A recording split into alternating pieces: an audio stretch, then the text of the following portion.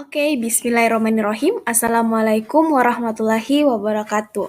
Pada pertemuan ketiga ini, saya akan membahas materi tentang transformasi. Sebelum itu, saya akan memperkenalkan nama saya.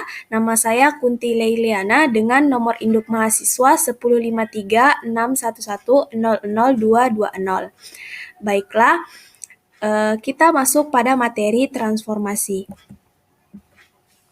Pada poin pertama, saya akan menjelaskan definisi-definisi dari transformasi geometri. Nah, definisi dari transformasi geometri. Nah, kata transformasi itu artinya adalah sebuah perubahan.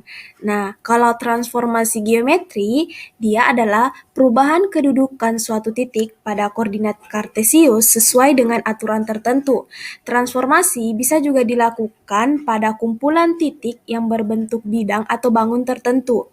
Jika seumpama kita mempunyai titik A, X, Y, kemudian kita akan transformasikan oleh transformasi T, maka dia akan menghasilkan titik baru yaitu A-aksen, di mana A-aksennya itu X-aksen, Y-aksen. Seperti yang terlihat pada layar, jika seumpama kita memiliki titik A, kita akan mentransformasikan, maka dia akan menghasilkan A-aksen. Jadi, transformasi yang digunakan untuk memindahkan suatu titik atau bangun pada suatu bidang. Transformasi geometri dapat kita simpulkan adalah bagian dari geometri yang membahas tentang perubahan yang dimana letak, bentuk, dan penyajiannya yang dimana kita dasarkan pada gambar dan matriks. Selanjutnya pada poin kedua, saya akan menjelaskan tentang macam-macam dari transformasi geometri. Nah, macam-macam dari transformasi geometri itu terbagi menjadi 4. Yang pertama, translasi atau yang diartikan sebagai pergeseran. Dia adalah merupakan jenis transformasi yang dimana dia memindahkan suatu titik sepanjang garis lurus. Yang kedua adalah refleksi atau pencerminan, adalah jenis transformasi geometri yang dimana perpindahannya yang bersifat seperti cermin. Yang ketiga yaitu adalah rotasi atau nama lainnya adalah perputaran yang dimana dia termasuk jenis transformasi yang dimana memindahkan suatu titik ke titik yang lain, dimana prinsipnya yaitu memutar terhadap sudut dan titik pusat tertentu yang memiliki jarak yang sama dengan setiap titik yang diputar. Nah, yang ketiga adalah dilatasi atau perkalian, yaitu adalah jenis transformasi yang mempengaruhi ukuran objek. Tetapi pada video kali ini, saya akan membahas lebih lanjut mengenai materi translasi dan refleksi. Dan saya juga akan menjelaskan bagaimana pengaplikasian materi dari translasi dan refleksi dengan menggunakan aplikasi GeoGebra. Berikut, yang pertama adalah translasi atau pergeseran. Mari kita lihat gambar yang ada pada layar. Translasi atau pergeseran adalah jenis transformasi yang dimana perpindahan suatu titik sepanjang garis lurus. Translasi memindahkan setiap titik pada bidang menurut jarak dan arah tertentu. Memindahkan tanpa mengubah ukuran dan tanpa memutar. Jadi secara gampangnya dapat kita artikan bahwa translasi adalah transformasi ke arah yang sama dan ke jarak yang sama pula.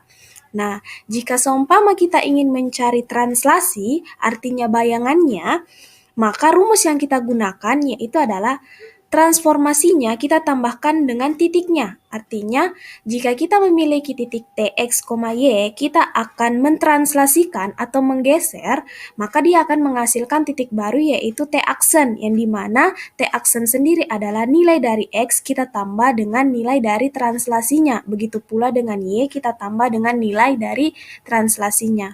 Itu adalah prinsip umum dari materi translasi. Baiklah, kita masuk pada pengaplikasian materi translasi pada aplikasi GeoGebra. Nah, pertama-tama, saya ingin membuat vektor terlebih dahulu, karena kita ketahui ketika kita berbicara tentang materi translasi atau pergeseran, pasti kita harus membutuhkan vektor antara dua titik. Nah, pertama-tama, saya akan membuat vektor terlebih dahulu, vektor sembarang saja, vektor U, dengan nilainya kita bisa kasih keluar nilainya, yaitu adalah 3,3. Bisa juga terbaca di samping ini adalah vektor ABE atau vektor U adalah 3,3. Oke, saya akan mentranslasikan sebuah titik. Saya pilih titik baru, saya pilih sembarang titik, bahwasannya titik C, saya akan mentranslasikan. Sebelum itu, saya akan memindahkan titik ini ke sini ya, yaitu 1,5. Nah, titik ini, titik C ini, saya akan mentranslasikan terhadap vektor U. Saya pilih translasi objek oleh vektor. Saya klik titiknya, dan saya klik vektornya. Maka, saya akan mendapatkan titik C aksen, di mana C aksen ini adalah pergeseran atau translasi dari titik C. Nah, ketika saya ingin menggerakkan vektornya, maka titik dari C aksen juga akan ikut bergerak. Dan ketika saya ingin memindahkan titiknya ke menjadi titik C min 2,4, maka titik dari C aksen pun akan ikut berubah, yaitu min 3,7. Nah, itu terhadap titik. Ketika saya ingin membuatnya terhadap garis, saya ingin mentranslasikannya terhadap garis, saya ingin membuat ruas garis antara dua titik. Misalnya saya ingin membuat garis ke sini, yaitu garis F. Garis F ini saya akan translasikan terhadap vektor U. Ketika vektornya ini saya pindahkan,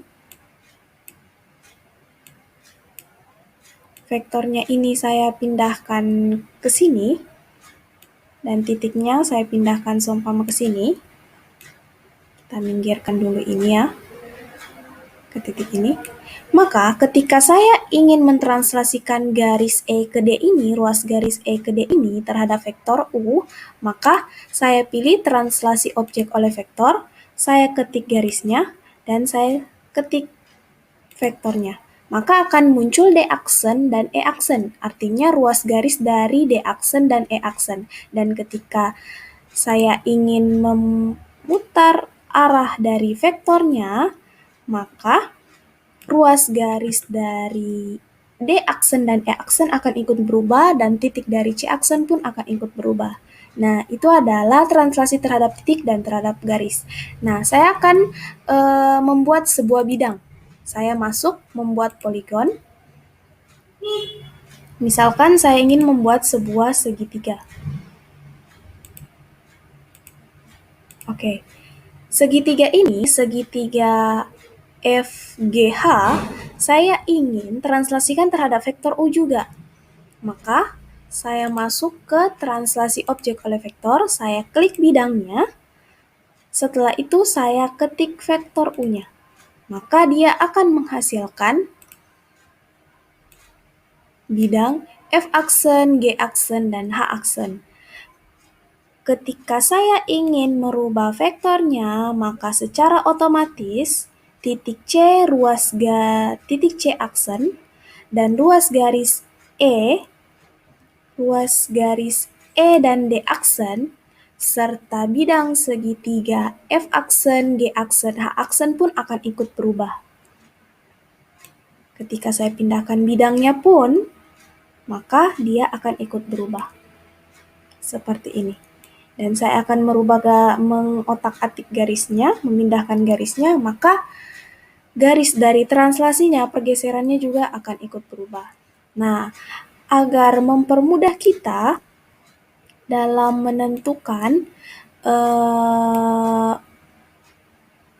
antara bidang yang satu ke bidang yang lain, kita buat ruas garis.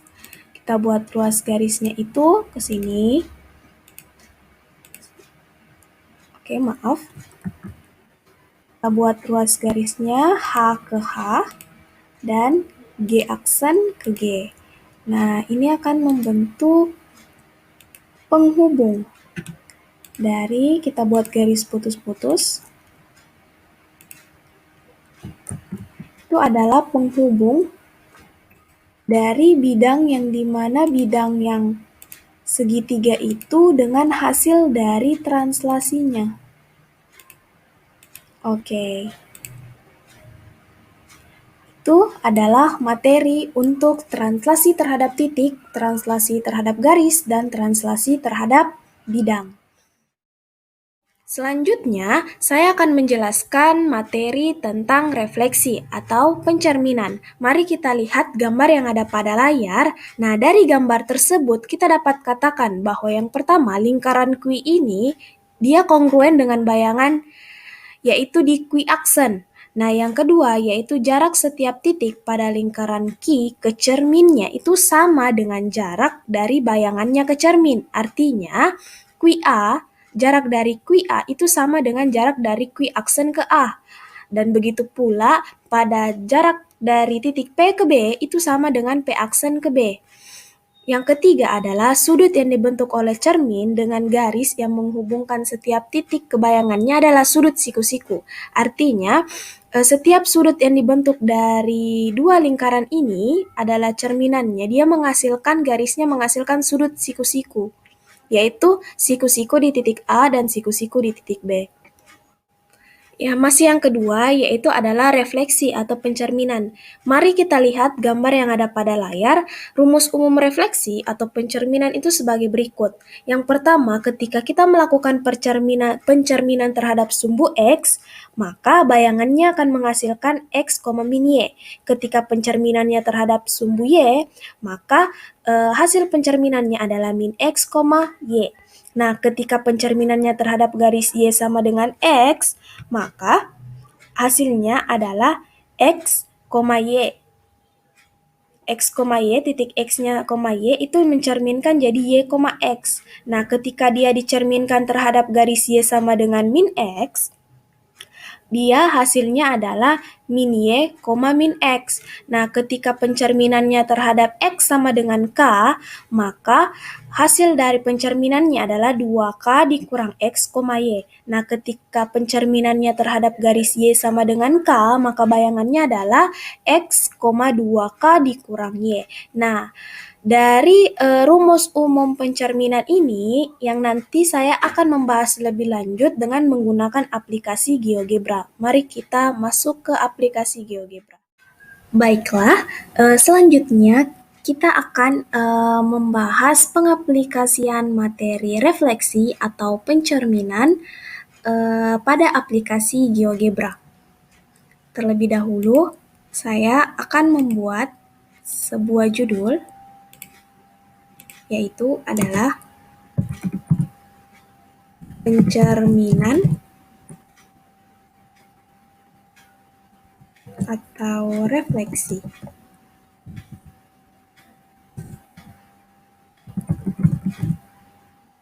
Oke. Di sini saya akan membahas ada 7 dari pembahasan pada materi pencerminan atau refleksi, yaitu adalah refleksi terhadap sumbu X, sumbu Y, garis Y sama dengan X, garis Y sama dengan min X, terhadap titik asal 0,0, terhadap garis Y sama dengan H, dan garis X sama dengan H. Oke, yang pertama, untuk refleksi terhadap sumbu X. Pertama-tama, saya ingin membuat garis melalui dua titik, yaitu adalah garis titik A ke titik B. Nah, saya mempunyai titik A yang titik C ya, maaf, titik C dengan nilai 5,3, kita bisa kasih keluar nilainya, yaitu nilainya 5,3. Nah, saya akan mencerminkan.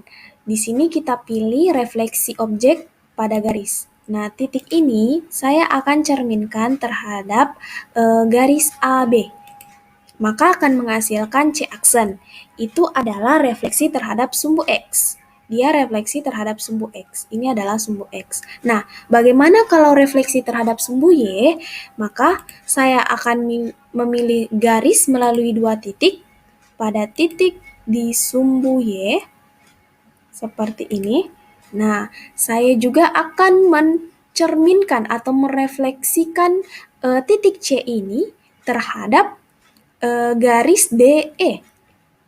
Caranya, saya pilih refleksi objek pada garis, saya klik titik C, dan saya klik garis DE. Maka saya akan menghasilkan titik C aksen 1, yaitu nilainya min 1,3. itu adalah refleksi terhadap sumbu Y. Bagaimana kalau refleksi terhadap garis Y sama dengan X? Nah, oleh karena itu, kita masuk ke sini. Kita tulis Y sama dengan X. Maka dia akan muncul garis. Nah, garis ini, garis Y sama dengan X, kita mau cerminkan terhadap titik C. Nah, caranya saya masuk ke refleksi objek pada garis, saya klik titik C, dan saya klik garis Y sama dengan X. Maka akan menghasilkan nilai dari C aksen 2. Maka akan menghasilkan nilai dari C aksen 2. Nah, bagaimana kalau seumpama refleksinya terhadap garis Y sama dengan min X? Maka kita tulis di sini ruas persamaan garisnya. Y sama dengan min X. Maka akan muncul garis yang berlawanan dari Y sama dengan X. Nah, bagaimana kalau saya ingin mencerminkannya terhadap titik C? Saya akan pilih refleksi objek pada garis, saya klik titik C, dan saya klik garis Y sama dengan min X. Nah, maka kita akan mendapatkan hasil C aksen 3, yaitu adalah min 3,5. Yaitu C aksen 3 min 3, min 5. Nah, bagaimana kalau seumpama kita refleksikan terhadap titik asal 0,0?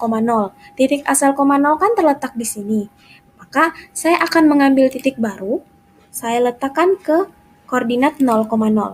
Di sini kita akan ubah namanya menjadi titik O. Nah, ketika kita ingin refleksikan, kita klik refleksi objek pada titik ya, karena sesama titik. Titik C, kita refleksikan terhadap titik O. Maka akan menghasilkan titik C aksen 4 yang dimana nilainya adalah min 5, min 3.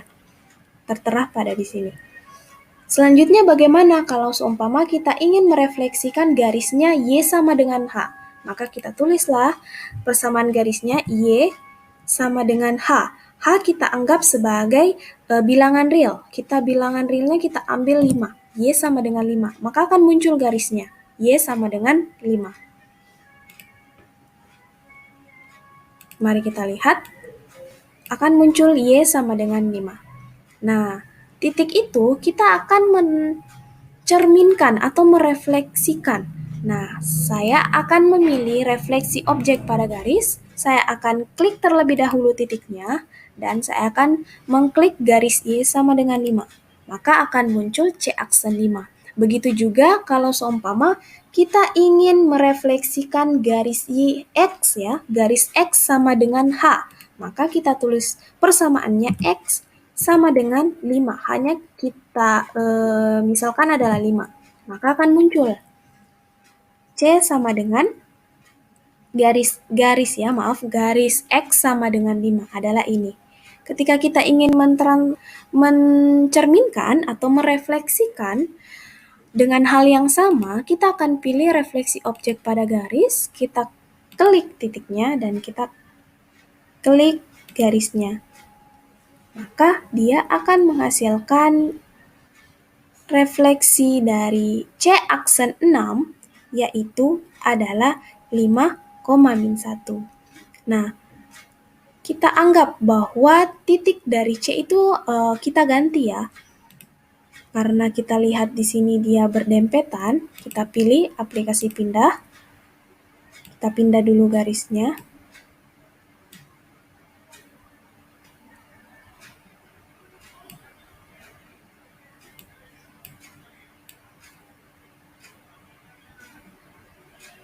Oke. Maaf.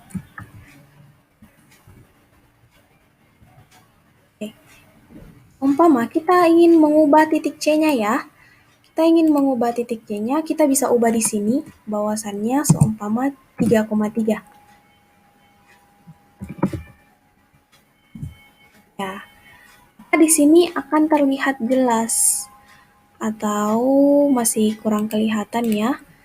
Kita ubah misalkan 7,3 ya. Di sini adalah titik C-nya. Maka C aksennya kita dapatkan C aksen 1-nya, C aksen 2-nya, C aksen C aksennya, C aksen satunya, C aksen 2, C aksen 5, C aksen 6, C aksen 4, dan C aksen 3. Nah, semuanya ada 7 pencerminan. Yang pertama, kita cerminkan terhadap sumbu X, yang dimana sumbu X yaitu adalah garis A ke B. Setelah itu pada sumbu Y, di mana sumbu Y E ke D. Setelah itu pada garis Y sama dengan X, dia itu adalah garis H, yang dimana lagi garis Y sama dengan min X, dia itu adalah garis P, dan titik asal 0,0 adalah di titik O, dan refleksi terhadap Y sama dengan H, Y-nya, Y sama dengan H adalah ini, dan Y sama dengan, dan X sama dengan H adalah titik Q. Oke. Di sini juga saya menyediakan contoh refleksi pada bidang A, B, C, D atau segi 5, yang dimana di sini saya hanya menterahkan di layar adalah ada 4. Yang pertama refleksi pada sumbu Y. Nah, gambarnya seperti ini, kita menggunakan slider. Slider ini yang menentukan nilai dari A-nya. Seperti ketika garisnya pada sumbu Y, Y-nya itu sama dengan min 4, maka dia akan pencerminannya seperti begini. Begitu juga kalau seumpama A-nya itu sama dengan 1, dia akan mendekat. Begitu pula kalau seumpama pada sumbu X, bentuknya akan seperti begini. Dan kalau kita refleksikan Y sama dengan X, maka bentuknya akan seperti ini. Kita bisa mengotak-atik slidernya, di mana interval slidernya itu min 5 sampai dengan 5. Nah, ketika kita ingin merefleksikan terhadap garis Y sama dengan min X, maka gambarnya akan seperti ini. Oke. Mungkin cukup sekian yang dapat saya sampaikan pada pertemuan kali ini. Saya mengucapkan terima kasih. Semoga apa yang saya jelaskan pada video ini dapat dipahami oleh adik-adik semua.